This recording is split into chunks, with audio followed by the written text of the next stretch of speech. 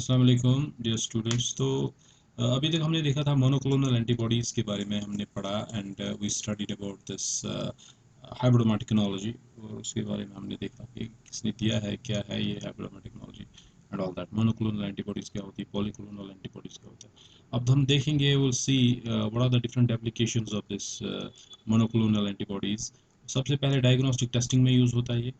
हम कोई ड्रग को देखना हमें कि weather it is working against a particular disease और नॉट, हम मोनोक्लोनल एंटीबॉडीज़ का यूज़ करते हैं, उसके खिलाफ देखते हैं कि whether this is working for that particular disease और नॉट।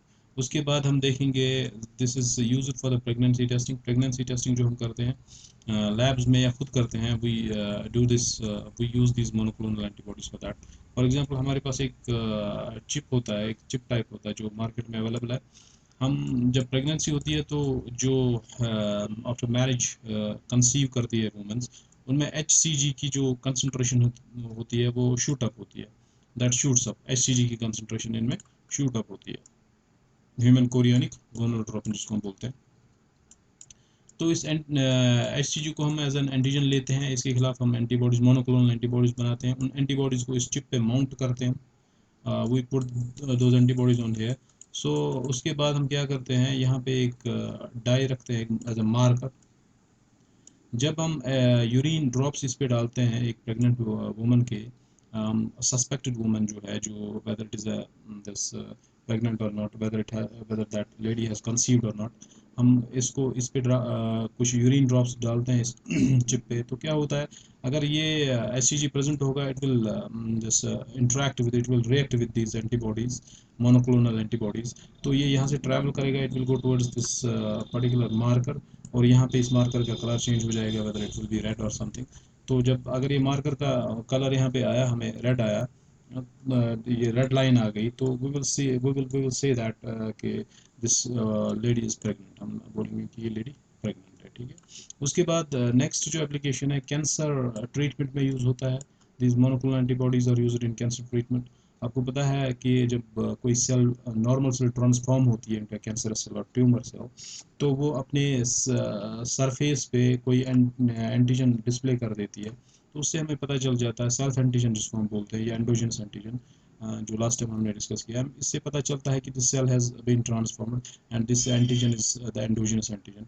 हम क्या करते हैं, इस एंडोजेनस एंटीजन के खिलाफ हम मोनोक्लोनल एंटीबॉडीज बनाते हैं। We try to treat this patient with those monoclonal antibodies. इसमें और एक चीज़ है, what is next is that, उसके बाद हम देखेंगे कि वायरल डिजीज़ में, वायरल डिजीज़ ट्रीटमेंट्स में यूज़ होता है दिस मोनोक्लोनल एंटीबॉडीज़। जैसे फॉर एग्जांपल HIV एड्स है, HIV वायरस है।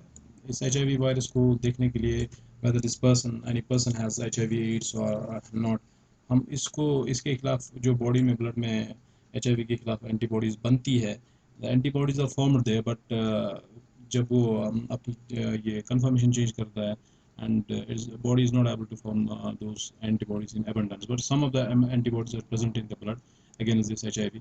तो क्या होता है, वही एंटीबॉडीज हम लेते हैं, मोनोक्लोनल एंटीबॉडीज बनाते हैं हम अगेंस्ट दिस, एंड वही mount it on some plate, फिर हमें टेस्ट करना होता है। सेम थिंग जो मैंने यहाँ पे प्रेगनेंसी टेस्ट में बताया। फिर हमें टेस्ट करना है weather this person is HIV positive, हम HIV पॉजिटिव और नॉट, हम ब्लड उसका लेते हैं और इस पर उनके ड्रॉप्स डालते हैं। फिर हम यहाँ पे antigen, this antigen antibody interaction होगा मोनोक्लोनल एंटीबॉडीज़ का और HIV वायरस, HIV इसका एंटीजन का, तो हमें पता चलेगा whether this patient is HIV positive और नॉट। उसके बाद पैथोजेंस को आइडेंटिफाई करने में, डिफरेंट स्ट्रेन्स ऑफ पैथोजेंस को हम आइडेंटिफाई कर सकते हैं इसके थ्रू, दिस मोनोक्लोनल एंटीबॉडीज़ के थ्रू।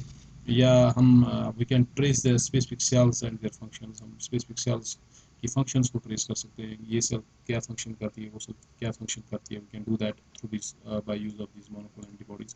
और ऑर्गन रिजेक्शन में काम आती है मोनोक्लोनल एंटीबॉडीज़, और ब्लड ग्रुप आइडेंटिफिकेशन जो हम करते हैं टेस्ट ब्लड ग्रुपिंग का, उसमें मोनोक्लोनल एंटीबॉडीज़ यूज़ होती है। You have to remember all these things, आपको ये सब याद रखना है, ये पॉइंट्स याद रखने हैं। इसमें कोई भी एग्ज़ाम में पूछा जाएगा, कोई भी MCQ में पूछा जाएगा, हो सकता है ये 4 ऑप्शन दिए गए हों, which of the following is the application of this monoclonal antibodies, आपको all of the above option आएगा, या इसमें से कोई और एक आएगा और बाकी नहीं ऑप्शंस नहीं होंगे। तो आपको ये सब पता होने चाहिए, you must be remembering these things. कि कौन कौन सा टेस्ट होता है मोनोक्लोनल एंटीबॉडीज़ के थ्रू। इसके बाद जो नेक्स्ट है हमारा, नेक्स्ट हमारा है antigen antibody interaction. So now we are going to talk about this antibody antigen interaction. ये लास्ट टॉपिक है आप लोगों का। इसके बाद और एक लेक्चर आएगा इसका एंटीजन एंटीबॉडी इंटरेक्शन, यहाँ पे हम थोड़ा बहुत डिस्कस करेंगे। एंटीजन एंटीबॉडी इंटरेक्शन में क्या होता है, जो एंटीजन होता है इस पर एपिटोप होगा और एक एंटीबॉडी होगी उस पर पैराटोप होगा। ठीक है, this epitope and this paratope will interact with each other. They will react with each other and they will form a bimolecular complex. Bimolecular complex का यहाँ पे मतलब है एंटीजन और एंटीबॉडी मिलेगी, two things are combining with each other, they are reacting with each other and they form a bimolecular complex, two molecules are there। ठीक, ये it is similar to substrate enzyme substrate interaction. जैसे enzyme substrate interaction अपने third sem में पढ़ा है, वैसे ही ये भी होता है, बट यहाँ पे डिफरेंस ये है, जो एंजाइम सबस्ट्रेट इंटरेक्शन है इट इज़ रिवर्सिबल प्रोसेस, और जो आपका एंटीजन एंटीबॉडी इंटरेक्शन है it is not reversible process. ये चीज़ आपको याद रखना, you have to remember this thing. और उसके बाद हम देखेंगे अब, we will try to see जो ये इसकी प्रॉपर्टीज़ क्या है। प्रॉपर्टीज़ में मैंने सबसे पहले आप लोगों को बताया कि जो ये एंटीजन्स होते हैं इसमें एपिटोप्स होते हैं और एंटीबॉडीज़ पे पैराटोप्स होते हैं। This must be analogues. एक एपिटोप जो है, मतलब ये एपिटोप एक है इस एंटीजन पे, और इसके लिए एक पर्टिकुलर एंटीबॉडी बनेगी। ठीक है, ये एक एंटीजन है। अब अगर ऐसा हुआ कि दो एंटीजन्स है हमारे पास, ये एंटीजन है और ये एंटीजन है, इन दोनों एंटीजन्स पे सिमिलर एपिटोप है। ठीक है, एंटीजन्स इस पे कोई और एपिटोप होगा, उसके बाद यहाँ से और एक होगा, यहाँ से और एक होगा, इस वैसे इस पे कोई और एक होगा, यहाँ पे और एक होगा, यहाँ पे और एक डिफरेंट एपिटोप्स होंगे, मगर कोई एक एपिटोप है जो दोनों एंटीजन्स में सिमिलर है। एक ये एपिटोप है, एक ये एपिटोप है। अब यहाँ पे जो एंटीबॉडी इसके लिए बनी, हो सकता है ये एंटीबॉडी इस पे भी बाइंड कर जाए। ठीक है, this thing is called cross reactivity. इस चीज़ को हम क्रॉस रिएक्टिविटी बोलते हैं, कि एंटीबॉडी इसके लिए बनी थी, वो यहाँ पे आके बाइंड हो गई। This thing is called cross reactivity. Cross reactivity जो है इसकी एक्सेप्शन है, एंटीजन एंटीबॉडी इंटरेक्शन की रिएक्शन की ये एक एक्सेप्शन है। So this is an exception of this antigen antibody interaction. यहीं पे, यहाँ पे भी यही चीज़ लिखा है। उसके बाद अगर हम देखेंगे, in such case antibody against one antigen can cross react with the similar epitope of the different antigen. ये चीज़ यहाँ पे लिखी है जो मैंने आप लोगों को बताई। क्रॉस रिएक्टिविटी के बारे में हम थोड़ा बहुत और डिटेल में पढ़ेंगे अभी नेक्स्ट लेक्चर में इंशाल्लाह। उसके इसके अलावा हम देखेंगे इसमें जो what are the different forces which are responsible for this antigen antibody interaction. इस एंटीजन एंटीबॉडी इंटरेक्शन के लिए डिफरेंट फोर्सेज है जो रिस्पॉन्सिबल है, वो कौन कौन से, उनको नॉन कोवलेंट इंटरेक्शंस बोलते हैं।